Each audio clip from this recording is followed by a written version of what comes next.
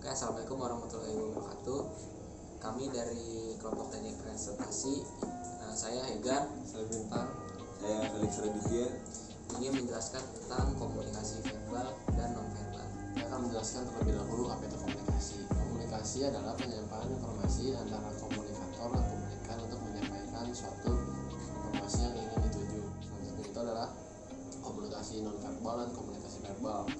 Secara keseluruhan, komunikasi verbal adalah penyampaian suatu informasi yang berupa kata-kata yang dituju untuk menyampaikan suatu informasi ataupun lebih dari dua orang. Komunikasi non-verbal merupakan tindakan atau suatu lambang komunikasi, contohnya seperti yang menandakan berarti diam dan pertukaran makna untuk penyampaian umpan balik.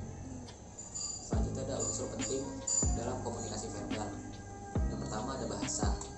Pada dasarnya bahasa adalah suatu sistem lambang yang memungkinkan orang berbagi makna.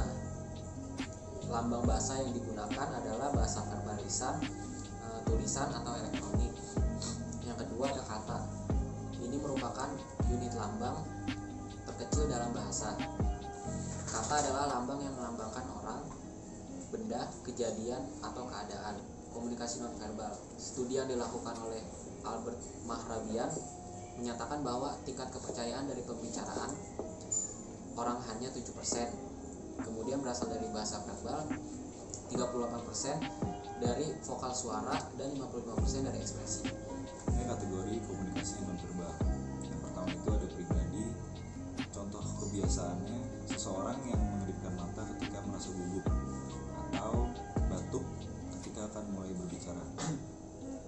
Yang kedua, budaya. Kebiasaan pada sekelompok masyarakat atau orang, misalnya orang Jepang membungkukkan badan ketika bertemu orang lain. Yang ketiga, profesional. Profesional ini adalah kebiasaan orang pada profesi tertentu, misalnya kebiasaan seorang yang bekerja di level atas di sebuah perusahaan yang memiliki standar tinggi dalam berpakaian meskipun tidak sedang bekerja. Yang keempat, kebenaran umum. Kebiasaan hampir seluruh manusia dunia, misalnya kebiasaan yang biasa dilakukan seseorang mengangguk sebagai tanda setuju, menggeleng sebagai tanda tidak setuju, ataupun mengeluarkan air mata ketika sedih, serta tertawa ketika bahagia. Yang kelima, random. Random ini maksudnya tidak mengubah pesan. Misalnya ketika seseorang berbicara kemudian dia bersin, maka ini tidak mengubah pesan, hanya sebagai tanda bahwa orang tersebut sedang flu atau sakit.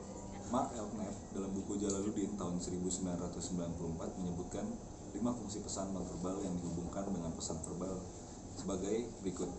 Yang pertama, repetisi, yaitu mengulang gagasan yang telah disampaikan secara verbal, misalnya mengangguk setelah bilang ya. Yang kedua, substitusi, yaitu menggantikan lambang-lambang verbal, misalnya tanpa sepatah kata ketika menggelengkan kepala, tanda tidak setuju. Yang ketiga, kontradiksi, yaitu menolak pesan verbal atau memberi makna lain terhadap pesan verbal. Contohnya memuji dengan mencibirkan bibir seraya berkata, Anda benar-benar hebat. Yang keempat, komplement, yaitu melengkapi dan memperkaya makna pesan nonverbal. Misalnya, ekspresi Anda menunjukkan tingkat penderitaan yang tidak terungkap dengan kata-kata. Yang kelima, asentuasi, yang menegaskan pesan verbal atau menggarisbawahi. Misalnya Anda mengungkapkan betapa jengkelnya Anda dengan memukul meja. Sekian presentasi dari kelompok kami. Kurang